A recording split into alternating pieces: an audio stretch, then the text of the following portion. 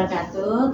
Praobservasi yaitu membahas tentang rubrik penilaian coaching yang membahas tentang alur tirta yang terdiri dari tujuan, identifikasi masalah, rencana, dan tanggung jawab. Kemudian kompetensi yang akan dikembangkan adalah pertama adalah mendengarkan aktif, kehadiran penuh, dan pertanyaan yang berbobot. Oke, Pak Apit. Nah, Assalamualaikum Pak Apit. Waalaikumsalam ya Bu. Oke, kompetensi apa yang Pak Apit akan kembangkan? Ya, pastinya yang saya harapkan bisa berkembang dari proses ini ya 3 kompetensi tadi Bu Folia. Yang pertama dari mulai mendengarkan aktif, terus mengajukan pertanyaan berbobot, dan kehadiran penuh. Itu 3 kompetensi itu yang saya harapkan bisa berkembang. Gitu. Baik, kompetensi mana yang akan saya bantu untuk dikembangkan secara spesifik? Ya, yang saya berharap dari proses ini, saya berharap ada di kompetensi mendengarkan aktif ya. Itu kenapa? Karena saya menilai diri saya itu terkadang ketika berbicara, ketika ini terkesan seperti apa ya, menjas atau terlalu ingin memberikan saran. Ya, tidak kurang dapat mendengarkan secara aktif dari proses coaching yang memiliki masalah. Bagaimana penilaian itu sendiri, dan dengan kompetensi itu apa yang harus dikembangkan? Ya, yang jelas saya menilai ya itu memang perlu dikembangkan, karena saya menilai dengan itu saya masih sangat butuh untuk pengembangan itu. Oke, harapan dari observasi yang dilakukan secara bersama-sama ini apa? Ya, yang pasti tadi yang seperti itu tadi, harapannya bisa lebih meningkatkan kompetensi saya dalam melakukan coaching, terutama dalam mendengarkan aktif, agar kemampuan saya mendengarkan dan terlibat itu bisa lebih berkembang, sehingga proses coaching yang saya lakukan. Proses dari coaching yang Pak Apit laksanakan seperti apa? Iya. Oke. Terima kasih Pak Apit. Iya, sama-sama.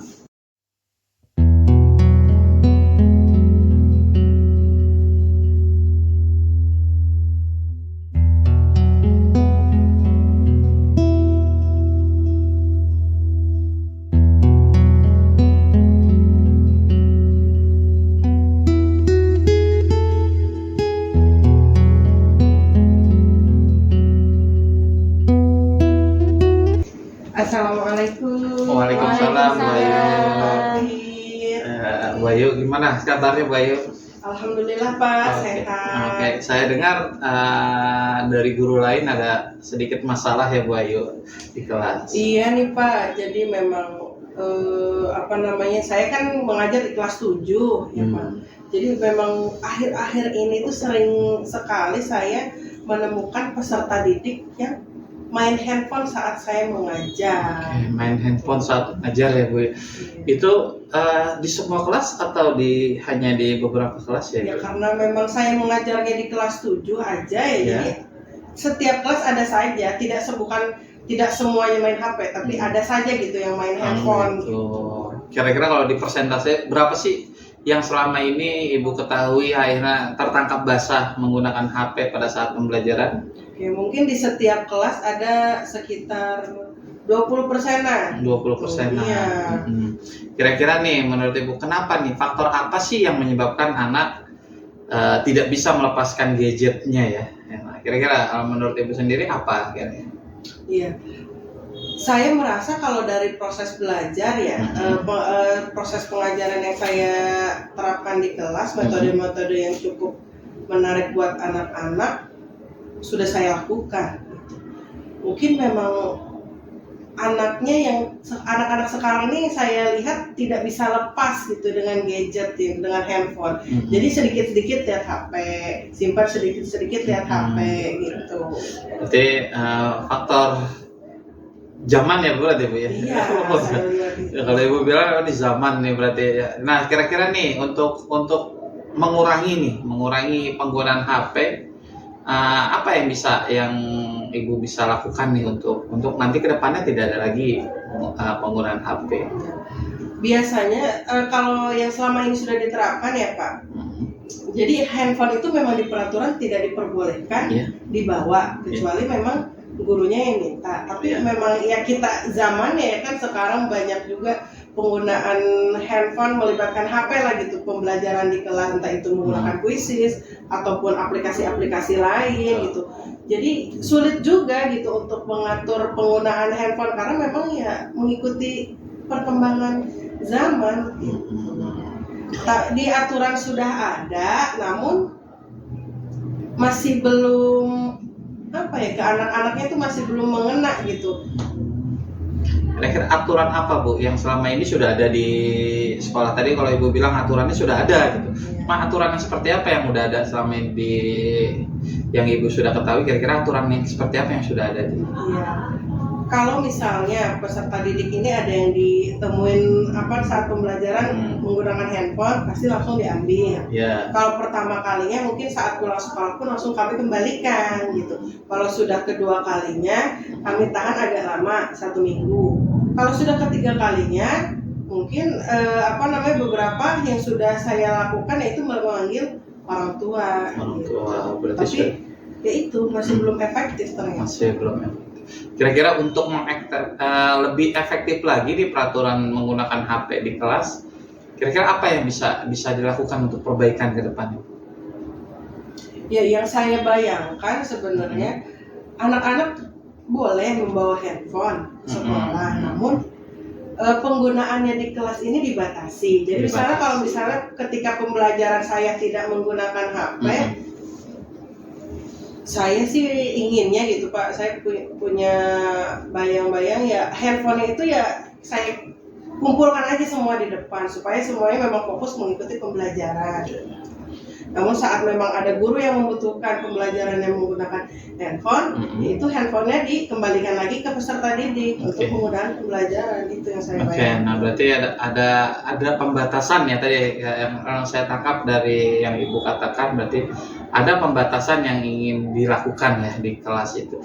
Nah kira-kira bentuk nyata dari batasan itu kan nggak mungkin langsung kita bikin nih batas itu, tapi harus ada tuh kira-kira pembatasan seperti apa nih yang kira-kira dinilai lebih efektif untuk memberikan memang melarang anak untuk tidak menggunakan HP. Kira bentuk batasannya itu apa? Ya, tentunya kalau mau membentuk batasan itu harus bekerja sama juga dengan para wali kelas, para guru-guru mapel, dan tentunya ke bidang kesiswaan dan kepala sekolah juga gitu kan, harus membentuk peraturan yang memang baku gitu penggunaan handphone gitu.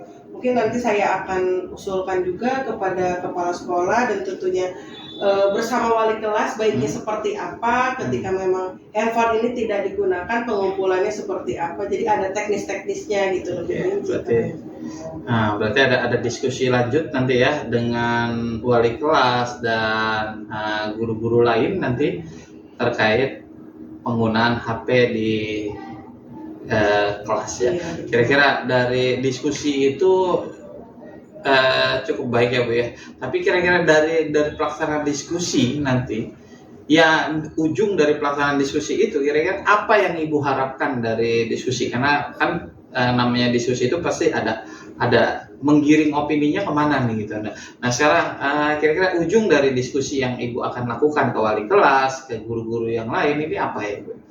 Tentunya saya ingin bukan hanya penerapan pembatasan handphone ini bukan hanya ada di kelas yang saya pegang, tapi seluruh warga, seluruh peserta didik yang ada di sini, agar ya adil gitu, semuanya pun memang menggunakan handphone sesuai dengan penggunaannya, sesuai dengan fungsinya. Sesuai dengan fungsinya ya. Gitu.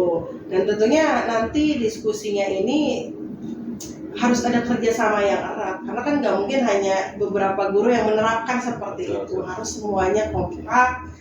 Atas persetujuan juga kepala sekolah. Dan setelah kita ibaratnya guru-gurunya, wali kelasnya, apalagi satu kata, ya berarti kan tinggal sosialisasi ke peserta didik. Berarti yang saya tangkap di sini ada 2 rencana yang akan Ibu lakukan ya. Yang pertama, di sini Ibu akan berdiskusi dengan wali kelas dan guru lain terkait penggunaan HP, dan yang kedua tadi akan melakukan sosialisasi ya, sosialisasi tentang bagaimana sih penggunaan HP yang baik gitu ya di sekolah nih. Nah, dari dua rencana ini nih Bu, kira-kira punya target kinerja kapan nih akan dilakukan nih dua rencana ini? Ya mungkin biasanya kami di sini kan kita briefing biasanya 2 minggu sekali. Iya, Kak. Mungkin 1 minggu ke depan lah saya akan coba angkat topiknya pada saat briefing bersama guru-guru dan kepala sekolah. Gitu. Mudah-mudahan ada respon positif. Kalau memang responnya sudah positif, menyusun teknisnya sudah sedemikian rupa sudah oke gitu, baru mungkin setelah itu ya mungkin bisa 3 mingguan lagi untuk sosialisasi kepada anak-anak. Jadi ini dari pertemuan ini mudah-mudahan nih jadi solusi ya Bu ya untuk masalah penggunaan HP di kelas gitu ya tadi, dan Ibu sudah merencanakan sendiri kapan melakukan diskusi dan kapan rencana sosialisasi itu akan terlaksana gitu ya. Berarti mudah-mudahan nih dengan ini akan berjalan dengan baik dan sesuai rencana tadi target kinerjanya tadi ya 3 minggu depan. Nanti mungkin tiga minggu ke depan kita akan bicara lagi Bu Ayu tentang perkembangan lebih lanjut tentang masalah penggunaan HP di kelas. Oke, baik Pak Afi. Gitu ya Bu. Ya, kira-kira ada lagi? Ya, Sudah Ibu. Pak. Oke, Ya alhamdulillah saya jadi tercerahkan untuk permasalahan ini. Iya, sama-sama Bu Ayu. Kalau gitu saya undur diri pamit dulu ya Pak Afi Iya, ya. ya, terima kasih Bu Ayu. Ya. Jadi jauh lebih baik ya buat jauh lebih baik dari proses coaching yang pernah saya lakukan, karena ini sudah beberapa kali dilakukan dan ini sudah menunjukkan yang lebih positif lagi untuk mengembangkan kompetensi coaching yang saya miliki. Oke, apa yang membuat Bapak menilai demikian? Oke, yang tadi untuk yang saya menilai saya sudah apa ya? Saya menilai diri saya sudah mengajukan pertanyaan berbobot itu sudah lebih baik gitu dengan memberikan respon dari setiap jawaban dari coach juga sudah cukup baik, dan itu saya rasa sebuah catatan baik buat kompetensi coach saya. Oke.